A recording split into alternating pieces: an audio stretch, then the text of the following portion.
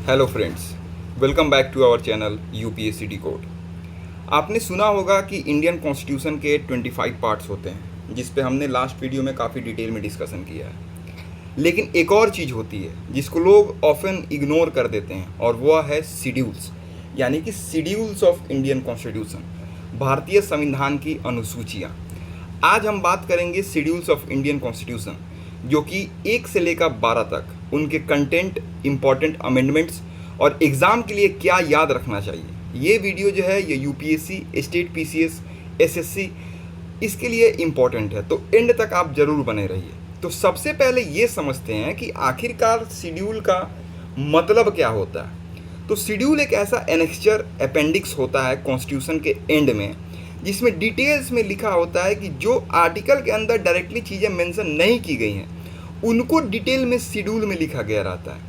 तो शेड्यूल का सिंपल मतलब होता है एक एनेक्चर या अपेंडिक्स, यानी कॉन्स्टिट्यूशन के एंड में दिया गया एक एक्स्ट्रा सेक्शन जिसमें स्पेसिफिक लिस्ट, टेबल्स या फॉर्मेट्स दिए जाते हैं जिन्हें आर्टिकल के अंदर डायरेक्टली लिखना मुश्किल होता है।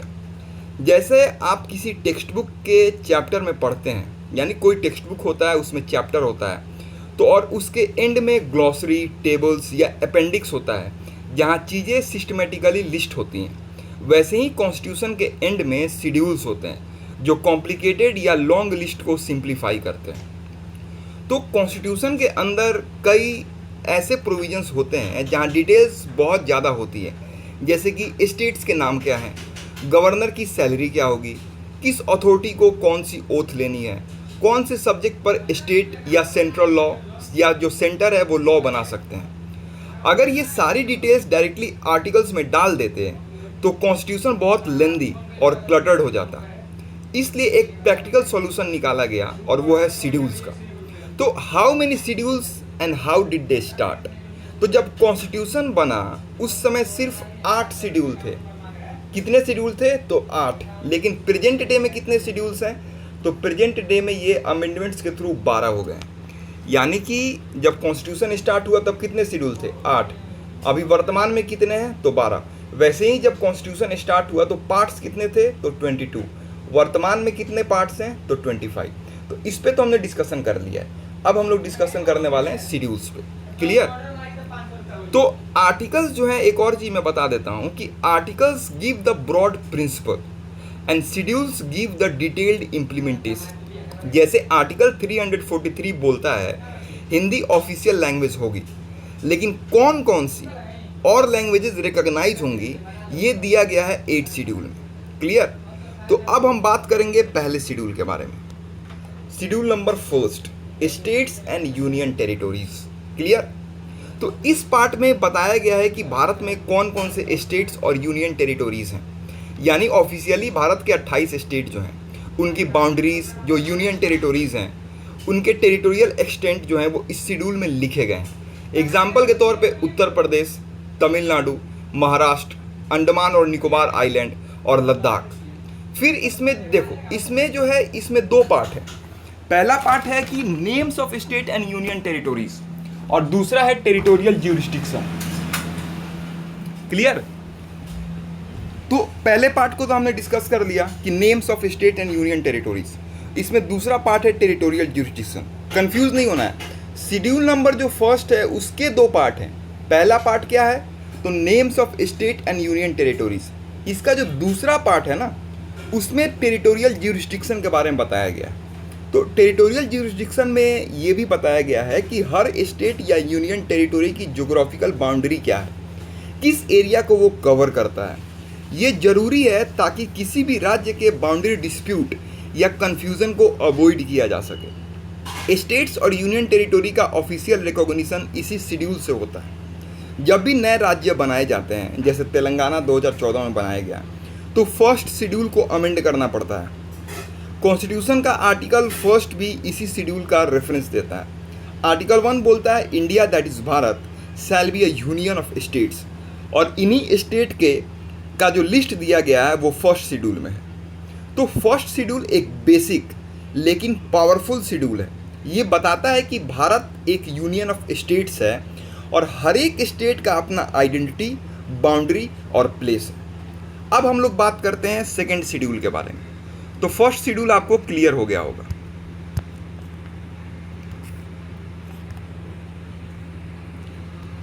अब हम लोग डिस्कशन करते हैं शेड्यूल नंबर 2।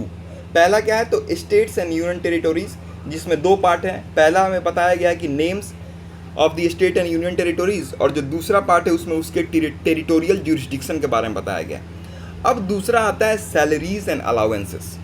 क्लियर? तो ये जो सेकेंड शेड्यूल है ये डायरेक्टली लिंक है सैलरीज से, अलाउंसेस से, पर्क से और प्रिविलेजेस से, यानी कि सरकारी लोगों से। सेकेंड शेड्यूल क्या बताता है? ये शेड्यूल उन लोगों की सैलरी, पेंशन, अलाउंसेस, प्रिविलेजेस को डिफाइन करता है जो भारत के हाईएस्ट कॉन्स्टिट्यूशनल पोस्ट पे होते हैं। सेकेंड शेड्यूल जो है यह 6 पार्ट में डिवाइड है और हर पार्ट एक स्पेसिफिक अथॉरिटी या ऑफिशियल से रिलेटेड है। इसका सबसे बड़ा रीज़न ये है कि इन ऑफिस की इंडिपेंडेंस मेंटेन करना। जब उनकी सैलरी और फैसिलिटीज़ कॉन्स्टिट्यूशन में फिक्स होती हैं तो उन पर कोई पॉलिटिकल प्रेशर नहीं बनाया जा सकता है। जब कोई भी नेता या ऑफिशियल अपनी पोस्ट संभालता है तो आपने टीवी पे ज़रूर देखा होगा कि वो एक कसम यानी एक ओथ लेते हैं। और ये ओथ क्या है और इसका फॉर्मेट क्या होता है, ये सब थर्ड शेड्यूल में बताया गया है। इससे आपको लिंक करना है, इसलिए मैं डायरेक्टली इस पर मूव ऑन कर दिया मैंने। पहला स्टेट्स एंड यूनियन टेरिटोरीज, दूसरा है सैलरीज एंड अलाउंसेस। अब ये जो पोस्ट है, ये जैसे पोस्ट अपना ग्रहण करेंगे ये लोग लेंगे शपथ, ये लोग लेंगे ओथ, और टीवी पे आपने अक्सर इसको देखा होगा। तो ये बताया गया थर्ड शेड्यूल में। थर्ड शेड्यूल में वॉरियर्स कॉन्स्टिट्यूशनल पोस्ट पर बैठे लोगों के लिए ओथ और एफर्मेशन का फॉर्मेट दिया गया। ओथ का मतलब है कसम खाना और एफर्मेशन का मतलब है कि वो लोग अपने ड्यूटीज़ को पूरी ईमानदारी और निष्ठा के साथ निभाएंगे और कॉन्स्टिट्यूशन को अपहोल्ड करेंगे। क्लियर? यानी कि एफर्मेशन का मतलब होता है एक फॉर्मल डिक्लेरेशन करना। यहाँ एक बहुत इंपॉर्टेंट पॉइंट है जो आपको पता होना चाहिए। जैसे सेकेंड शेड्यूल में प्रेसिडेंट और गवर्नर शामिल थे। क्लियर? सेकेंड शेड्यूल में प्रेसिडेंट और गवर्नर शामिल थे, लेकिन थर्ड शेड्यूल में उनका ओथ शामिल नहीं है।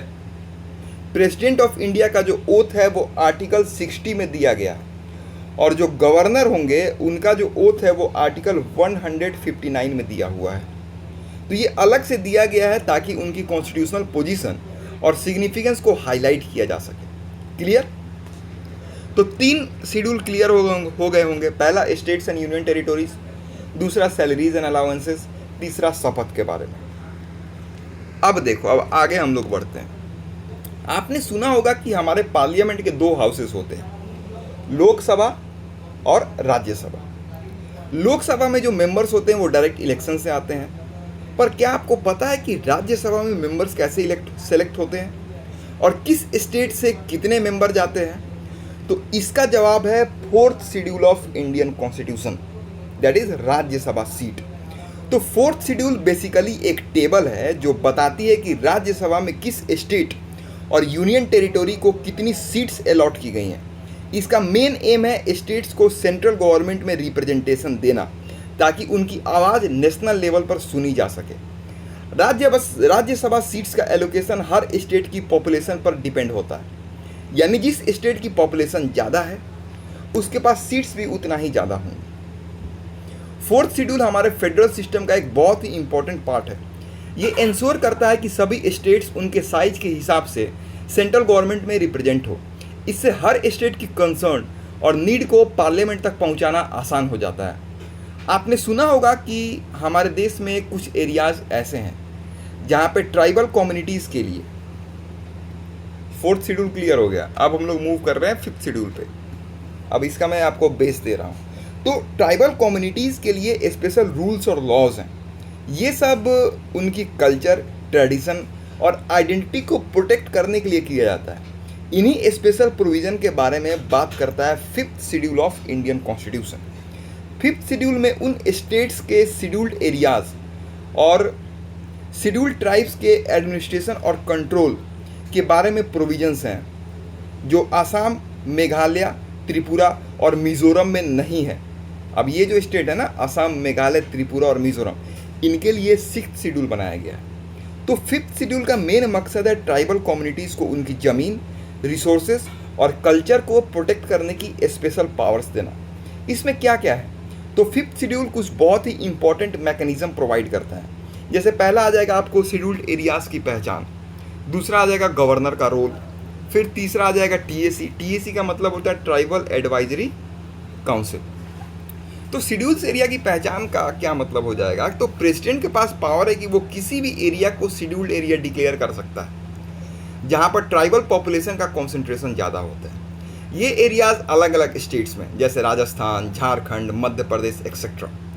गवर्नर जो है वो इस शेड्यूल में गवर्नर को बहुत स्पेशल पावर दिया गया लॉज को अप्लाई करना। जैसे पार्लियामेंट या स्टेट लेजिस्लेचर का कोई भी लॉ गवर्नर शेड्यूल्ड एरियाज में अप्लाई कर सकता है या उसमें मॉडिफिकेशन कर सकते हैं। ये इसलिए किया जाता है ताकि वो लॉ ट्राइबल कम्युनिटीज़ के लिए हार्मफुल ना हो। फिर जो टीएसी के बारे में मैंने बताया, तो हर उस स्टेट में जहाँ शेड्यूल्ड एरियाज हैं एक ट्राइब्स एडवाइजरी काउंसिल बनती है। इस काउंसिल में मोस्टली ट्राइबल मेंबर्स होते हैं। इसका काम है गवर्नर को शेड्यूल्ड ट्राइब्स का वेलफेयर और डेवलपमेंट से रिलेटेड मैटर्स पर एडवाइज करना। क्लियर? तो फिफ्थ शेड्यूल हमारे देश की डाइवर्सिटी को रिस्पेक्ट और प्रोटेक्ट करने का एक बहुत ही इंपॉर्टेंट कॉन्स्टिट्यूशनल टूल है। अब देखो, अगला आता है आपको tribal areas in the north east, that is 80 mm, Assam, Tripura, Meghalaya and Mizoram. तो आपने सुना होगा कि हमारे नॉर्थ ईस्ट इंडिया जो है वो बहुत ही डाइवर्स और यूनिक है। यहाँ की ट्राइबल कम्युनिटीज़ को उनकी आइडेंटिटी और कल्चर को प्रोटेक्ट करने के लिए कुछ बहुत ही स्पेशल कॉन्स्टिट्यूशनल प्रोविजंस दिए गए हैं। तो इन्हीं प्रोविजंस के बारे में बात करता है sixth schedule of Indian constitution. Sixth schedule एक स्पेशल कॉन्स्टिट्यूशनल रूल बुक है जो असम, मेघालय, त्रिपुरा और मिजोरम इन 4 स्टेट के ट्राइबल एरियाज़ के एडमिनिस्ट्रेशन को हैंडल करता है। इसका मेन पर्पस है इन एरियाज़ की ट्राइबल कम्युनिटीज़ को ऑटोनोमी यानी कि स्वशासन देना, ताकि वो अपनी ट्रेडिशन और लोकल नीड्स के हिसाब से अपने लॉज को बना सकें। सिक्स्थ शेड्यूल में कुछ बहुत ही पावरफुल इंस्टीट्यूशंस बनाए गए हैं, जैसे एडीसी, ऑटोनोमस डिस्ट्रिक्ट काउंसिल। फिर एडीसी की पावर है, फिर उनका जुडिशियल पावर है, तो इन सब के बारे में बताया गया है। तो इस शेड्यूल में गवर्नर का रोल भी बहुत इंपॉर्टेंट होता है। गवर्नर इन ऑटोनोमस डिस्ट्रिक्ट काउंसिल के लॉज को अप्रूव कर सकते हैं और इन एरियाज़ के एडमिनिस्ट्रेशन को सुपरवाइज भी करते हैं। इससे एक चेक एंड बैलेंस बना रहता है। सिक्स्थ शेड्यूल एक बहुत ही यूनिक प्रोविज़न है जो हमारी फेडरल स्ट्रक्चर को मजबूत करता है। ये ट्राइबल कम्युनिटीज़ को उनकी आइडेंटिटी, कल्चर और राइट्स को प्रोटेक्ट करते हुए उनकी सेल्फ गवर्नेंस का अधिकार भी देता है। क्लियर? तो अब देखते हैं अगला 7th schedule, union, state and concurrent list. तो आपने सुना होगा कि हमारी सेंट्रल गवर्नमेंट और स्टेट गवर्नमेंट की पावर जो है वो अलग अलग होती है। सेंट्रल गवर्नमेंट जो है डिफेंस संभालती है, तो स्टेट गवर्नमेंट पुलिस का काम देखती है। ये पावर का बंटवारा किस डॉक्यूमेंट में लिखा है? तो इसका जवाब है the 7th schedule of Indian constitution. 7th schedule ये आखिरकार है क्या? तो 7th शेड्यूल एक बहुत ही इंपॉर्टेंट शेड्यूल है जो हमारे देश के फेडरल स्ट्रक्चर का बैकबोन है। इसमें union government, that is central government, और स्टेट गवर्नमेंट के बीच लेजिस्लेटिव पावर को डिवाइड किया गया है। इसमें 3 अलग अलग लिस्ट है, यानी कि जिसमें सब्जेक्ट को डिवाइड किया गया है 3 अलग अलग लिस्ट है। पहला आता है आपको यूनियन लिस्ट जो कि लिस्ट फर्स्ट है, फिर सेकंड आता है स्टेट लिस्ट जो कि लिस्ट नंबर सेकंड है, फिर थर्ड आता है कंकरेंट लिस्ट, यानी कि union list, state list and the last one is concurrent list. तो यूनियन लिस्ट में ये लिस्ट उन सब्जेक्ट पे हैं जिन पर सिर्फ सेंट्रल गवर्नमेंट ही लॉ बना सकती है। यानी यूनियन लिस्ट में जो सब्जेक्ट दिए गए हैं उस पर किसका अधिकार है? तो सेंट्रल गवर्नमेंट का। इस लिस्ट में नेशनल इंपॉर्टेंस के सब्जेक्ट शामिल होते हैं, जैसे डिफेंस हो जाएगा, foreign affairs, railways, banking, currency etcetera. फिर आता है स्टेट लिस्ट। तो स्टेट लिस्ट जो है इन पर सिर्फ स्टेट गवर्नमेंट ही लॉ बना सकती है। इस लिस्ट में लोकल और रीजनल इंपॉर्टेंस के सब्जेक्ट शामिल हैं, जैसे police, public health and sanitation, agriculture, local government, land etcetera. फिर लास्ट आता है कंकरेंट लिस्ट। ये लिस्ट एक शेयर्ड लिस्ट है। इसमें दिए गए सब्जेक्ट पर सेंट्रल गवर्नमेंट और स्टेट गवर्नमेंट दोनों ही लॉज बना सकते हैं। एग्जाम्पल के तौर पे education, forest, trade union, marriage and divorce and the one is criminal law also. लेकिन एक इम्पॉर्टेंट पॉइंट यहाँ पे ये है कि अगर किसी सब्जेक्ट पर सेंट्रल और स्टेट लॉ के बीच में कोई कन्फ्लिक्ट होता है तो सेंट्रल गवर्नमेंट के द्वारा बनाया हुआ लॉ ही वहाँ पे प्रिवेल करेगा। यानी सेंट्रल गवर्नमेंट का लॉ माना जाएगा। तो 7th शेड्यूल एक तरह से पावर डिस्ट्रीब्यूशन का रूल बुक है। ये इंश्योर करता है कि सेंट्रल और स्टेट गवर्नमेंट के बीच कोई कन्फ्लिक्ट ना हो और हर कोई अपनी अपनी ज्यूरिस्डिक्शन में स्मूथली काम कर सके। ये हमारी फेडरल सिस्टम को स्ट्रांग बनाता है। क्लियर? अब अगला आता है ऑफिशियल लैंग्वेज, शेड्यूल नंबर 8। तो आपने कभी सोचा है कि हमारे देश में ऑफिशियल लैंग्वेज कितनी और कौन कौन सी हैं? तो इसका जवाब दिया गया है 8th शेड्यूल में। क्लियर? तो ये शेड्यूल हमारी लिंग्विस्टिक डाइवर्सिटी का सबूत है। 8th शेड्यूल एक लिस्ट है जिसमें भारत के संविधान द्वारा मान्यता प्राप्त यानी कि रिकॉग्नाइज्ड ऑफिशियल लैंग्वेजेस शामिल हैं।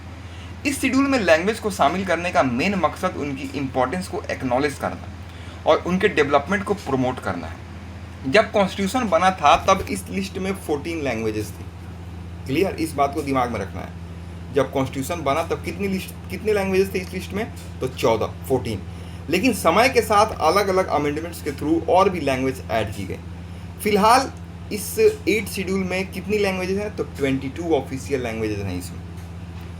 92nd कॉन्स्टिट्यूशन अमेंडमेंट एक्ट हुआ था। 92nd कॉन्स्टिट्यूशन अमेंडमेंट एक्ट हुआ था 2003 में, जिसके तहत इसमें 4 लैंग्वेजेस ऐड की गई: बोडो, डोगरी, मैथिली और संथाली। क्लियर? तो ये सबसे रीसेंट एडिशन है। कौन कौन से? तो बोडो, डोगरी, मैथिली और संथाली। तो 8th शेड्यूल हमारे देश की कल्चरल और लिंग्विस्टिक डाइवर्सिटी को सेलिब्रेट करता है। इसमें किसी लैंग्वेज को शामिल करने का मतलब है कि उसको ऑफिशियल स्टेटस मिला है, जिससे वो गवर्नमेंट के सारे ऑफिशियल डॉक्यूमेंट्स, एग्ज़ाम और कम्युनिकेशन में यूज़ हो सकती है। इससे इन लैंग्वेजेस और उनके स्पीकर्स को रिस्पेक्ट और रिकॉग्निशन मिलती है। क्लियर? अब देखते हैं 9th शेड्यूल के बारे में। तो आपने कभी सोचा है कि कुछ लॉज को कोर्ट में चैलेंज क्यों नहीं किया जा सकता? हमारे कॉन्स्टिट्यूशन में एक ऐसा प्रोविजन था जिसे कॉन्स्टिट्यूशन सील्ड कहा जाता था। इसका नाम है the 9th schedule of Indian constitution. 9th schedule को इंडिया के कॉन्स्टिट्यूशन में फर्स्ट अमेंडमेंट एक्ट 1951 के तहत ऐड किया गया। इसका मेन मकसद था कुछ लॉज को जुडिशियल रिव्यू से प्रोटेक्ट करना। जुडिशियल रिव्यू का मतलब होता है कि कोर्ट के पास ये पावर होना कि वो किसी लॉ को कॉन्स्टिट्यूशन के अगेंस्ट होने पर इनवैलिड करार कर सकती है। इस शेड्यूल में जो भी लॉ डाला जाता था, यानी किस शेड्यूल में? तो 9th शेड्यूल में। ओरिजिनली कितने शेड्यूल थे? तो 8। पहला शेड्यूल कौन सा ऐड किया गया एक्स्ट्रा? तो 9th शेड्यूल। कब? तो 1951 में। किस अमेंडमेंट एक्ट के तहत? तो फर्स्ट कॉन्स्टिट्यूशन अमेंडमेंट एक्ट के तहत। क्लियर? तो इस शेड्यूल में जो भी लॉ डाला जाता था उसको कोर्ट में चैलेंज नहीं किया जा सकता था, भले ही वो फंडामेंटल राइट्स का वायलेशन क्यों ना करता हो। इनिशियली इसका यूज़ लैंड रिफॉर्म लॉज को बचाने के लिए किया गया था, ताकि ज़मीन को रीडिस्ट्रीब्यूट किया जा सके। लेकिन ये जो प्रोटेक्शन थी ये कुछ समय तक ही चली, यानी एक समय तक चली है। तो सुप्रीम कोर्ट ने इसके पावर को टाइम के साथ लिमिट कर दिया। इसमें 2 बहुत इंपॉर्टेंट केसेस आते हैं, जैसे केशवानंद भारती केस 1973। इसमें मैंने काफ़ी डिटेल में डिस्कशन करके एक सेपरेट वीडियो प्रोवाइड कर दिया है, क्योंकि मैंने आपको बोला था कि ये केस आपको बार बार सुनने को मिलेगा। तो आप उसको लिंक मैं डिस्क्रिप्शन में प्रोवाइड करा दूंगा। फिर भी मैं एक सिंपल लाइन में आपको कंक्लूड कर देता हूँ कि इस लैंडमार्क केस में सुप्रीम कोर्ट ने बेसिक स्ट्रक्चर डॉक्ट्रिन दिया, और इस डॉक्ट्रिन के हिसाब से पार्लियामेंट कॉन्स्टिट्यूशन को अमेंड कर सकती है, लेकिन उसके बेसिक स्ट्रक्चर को चेंज नहीं कर सकती है। फिर 2007 में एक और केस आता है। 2007 में केस आता है आयर कोएलो का। कब? तो 2007।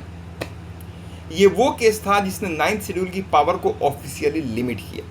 सुप्रीम कोर्ट ने यह निर्णय दिया कि जो भी लॉज 24 अप्रैल 1973, जिस दिन केशवानंद भारती केस का जजमेंट आया था, उसके बाद 9th शेड्यूल में डाले गए, उनका जुडिशियल रिव्यू किया जा सकता है।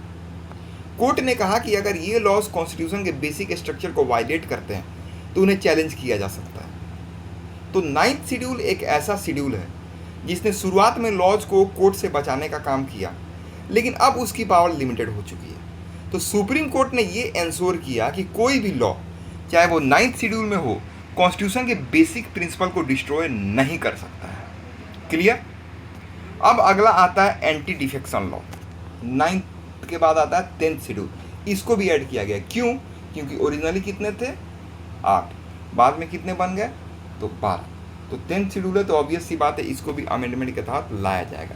तो इसको किस अमेंडमेंट एक्ट के तहत लाया जाता है तो 52nd कॉन्स्टिट्यूशनल अमेंडमेंट एक्ट, जो कि हुआ था 1985 में। क्लियर। तो आपने न्यूज़ में अक्सर सुना होगा कि कोई नेता अपनी पार्टी छोड़कर दूसरी पार्टी में चला गया, लेकिन क्या आपको पता है कि ऐसा करने पर उसकी सीट जा सकती है? इसके लिए हमारे कॉन्स्टिट्यूशन में एक बहुत ही इंपॉर्टेंट लॉ है जिसे हम एंटी डिफेक्शन लॉ कहते हैं, और ये 10th schedule of Indian constitution में शामिल है। तो इसको कब ऐड किया गया तो 52nd कॉन्स्टिट्यूशनल अमेंडमेंट एक्ट 1985 के जरिए। इसका मेन मकसद है पॉलिटिकल इनस्टेबिलिटी को रोकना और इलेक्टेड रिप्रेजेंटेटिव्स को पार्टी चेंज करने का डिस्करेज करना, यानी कि पार्टी चेंज करने से उनको डिस्करेज करना। ये लॉ ये सुनिश्चित करता है कि लोग जिस पार्टी को वोट देकर चुन कर भेजते हैं वो नेता उस पार्टी के प्रति लॉयल रहे। अब यहाँ पे जो डिस्क्वालिफिकेशन होता है चेंज करने पे, उसका फैसला कौन लेता है? तो ये बहुत इंपॉर्टेंट पॉइंट है। डिस्क्वालिफिकेशन का फाइनल डिसीजन हाउस के प्रिजाइडिंग ऑफिसर, यानी कि लोकसभा में स्पीकर और राज्यसभा में चेयरमैन, तो ये लोग लेते हैं। इनका डिसीजन ही फाइनल होता है। 10th शेड्यूल एक बहुत ही पावरफुल टूल है जो हमारी डेमोक्रेटिक सिस्टम को स्टेबल और अकाउंटेबल बनाता है। ये नेताओं को उनके वोटर्स और उनकी पार्टी के प्रति रिस्पॉन्सिबिलिटी जो है वो बढ़ाता है, पार्टी के प्रति रिस्पॉन्सिबल बनाता है। क्लियर। तो एंटी डिफेक्शन लॉ क्या है ये आपको समझ आ गया होगा। फिर आता है 11th शेड्यूल रिलेटेड टू पंचायती राज। तो आपने गांव में पंचायत के बारे में ज़रूर सुना होगा। पंचायत सिस्टम हमारी डेमोक्रेसी का बहुत ही इंपॉर्टेंट हिस्सा है, लेकिन क्या आपको ये बात पता है कि पंचायत को कौन कौन से काम करने की जिम्मेदारी दी गई है? तो इसका जवाब है आपको 11th schedule of Indian constitution में। 11th शेड्यूल को 73rd कॉन्स्टिट्यूशनल अमेंडमेंट एक्ट के द्वारा ऐड किया गया। कब? तो 1992 में। इन सब पे काफ़ी डिटेल में डिस्कशन हम लोग करेंगे आने वाले लेक्चर्स में, बस आपको मैं एक आइडिया दे रहा हूँ यहाँ पे। क्लियर। तो इसका मेन मकसद था पंचायती राज इंस्टीट्यूशन, जिसे PRIs बोलते हैं, उसको कॉन्स्टिट्यूशनल स्टेटस और उन्हें पावर और रिस्पॉन्सिबिलिटी प्रोवाइड करना। इस शेड्यूल में 29 सब्जेक्ट्स की लिस्ट दी गई है जिन पर पंचायत जो है वो काम कर सकती है। तो 11th शेड्यूल डेमोक्रेटिक डिसेंट्रलाइजेशन का एक बहुत ही बड़ा एग्जाम्पल है। इसने पावर को सेंट्रल और स्टेट गवर्नमेंट से लेकर सीधे गांव के लोगों तक पहुंचा दिया। इससे लोकल कम्युनिटीज़ को अपने गांव की ज़रूरतों के हिसाब से प्लान्स बनाने और उन्हें इम्प्लीमेंट करने की पावर मिली हुई है। क्लियर। अब अगला आता है आपको 12th schedule, that is municipalities. तो पंचायत के बारे में तो आपने पता कर लिया, लेकिन शहर में टाउन में जो लोकल गवर्नेंस है उसका काम कौन देखता है? तो वो होते हैं म्युनिसिपैलिटीज़। क्लियर। और इन म्युनिसिपैलिटीज़ की पावर और रिस्पॉन्सिबिलिटी के बारे में बताता है 12th schedule of Indian constitution. इसको 11th शेड्यूल को कब जोड़ा गया? तो 1992 73rd constitutional amendment act. Clear. देखो उससे पहले मैं एक और चीज़ आपको बता दूँ। जो 9th शेड्यूल है उसको कब ऐड किया गया? तो 1st कॉन्स्टिट्यूशनल अमेंडमेंट एक्ट 1951। जो 10th शेड्यूल है उसको कब ऐड किया गया? तो 52nd कॉन्स्टिट्यूशनल अमेंडमेंट एक्ट 1985। जो 11th schedule of Indian constitution है उसको कब ऐड किया गया? तो 23rd कॉन्स्टिट्यूशनल अमेंडमेंट एक्ट 1992। ठीक इसी प्रकार 12th को भी ऐड किया जाएगा। तो इसको किस एक्ट के तहत ऐड किया जा रहा है? तो इसको ऐड किया जा रहा है 74th कॉन्स्टिट्यूशनल अमेंडमेंट एक्ट 1992 के जरिए। क्लियर। तो जहां 73rd अमेंडमेंट ने गांव में पंचायत को एम्पावर्ड किया, वहीं 74th अमेंडमेंट ने अर्बन लोकल बॉडीज़ यानी म्यूनसिपाल्टीज़ को कॉन्स्टिट्यूशनल स्टेटस दिया। इसमें 18 सब्जेक्ट हैं। कितने सब्जेक्ट हैं इसमें? 18। पंचायती राज में तो 29। क्लियर। तो इस शेड्यूल में 18 सब्जेक्ट की लिस्ट दी गई है जिन पर म्यूनसिपैलिटी जो है वो काम कर सकती है। इन सब्जेक्ट पर लॉज बनाना और उन्हें इम्प्लीमेंट करने का जो जिम्मेदारी है वो म्यूनसिपैलिटीज़ की होती है। तो 12th शेड्यूल भी डेमोक्रेटिक डिसेंट्रलाइजेशन का एक बहुत बड़ा एग्जाम्पल है। इसने पावर को सेंट्रल और स्टेट गवर्नमेंट से लेकर सीधा शहरों और टाउन की लोकल बॉडीज़ तक पहुंचा दिया। इससे लोकल कम्युनिटीज़ को अपने शहर की ज़रूरतों के हिसाब से प्लान्स बनाने और उन्हें इम्प्लीमेंट करने की पावर मिली है। क्लियर? तो आज हमने कॉन्स्टिट्यूशन ऑफ इंडिया के जो 12 शेड्यूल्स हैं उनकी जर्नी को पूरा किया। ये शेड्यूल्स जो हैं वो सिर्फ लिस्ट नहीं है, बल्कि हमारी गवर्नमेंट का ये बैकबोन है। इन्होंने पावर को डिवाइड किया, राइट्स को डिफाइन किया और लोकल गवर्नेंस को स्ट्रॉन्ग बनाया। आई होप आपको ये वीडियो समझ आया होगा और शेड्यूल्स का कॉन्सेप्ट एकदम क्लियर हो गया होगा। अगले वीडियो में हम एक बहुत ही फाउंडेशनल टॉपिक के बारे में डिस्कशन करेंगे, वो है union and it's territory. Clear? जिसमें चार आर्टिकल मिलेंगे आपको, आर्टिकल 1 to 4, जिसमें आर्टिकल 1 कहता है कि India that is Bharat shall be A union of state, यानी हमारा देश स्टेट का एक मजबूत संघ है जहाँ स्टेट्स इन यूनियन से अलग नहीं हो सकती। वहीं पे आर्टिकल 2 आपको बोलता है कि यानी कि पार्लियामेंट को पावर देता है कि वो इंडिया के बाहर से नए एरियाज़ को यूनियन में शामिल कर सकते हैं, जैसे कि सिक्किम को शामिल किया गया था। आर्टिकल 3 कहता है कि पार्लियामेंट इंडिया के अंदर ही स्टेट्स को बांट सकती है, उनके बाउंड्रीज या नाम को बदल सकती है, जैसे तेलंगाना को आंध्र प्रदेश से अलग किया गया था।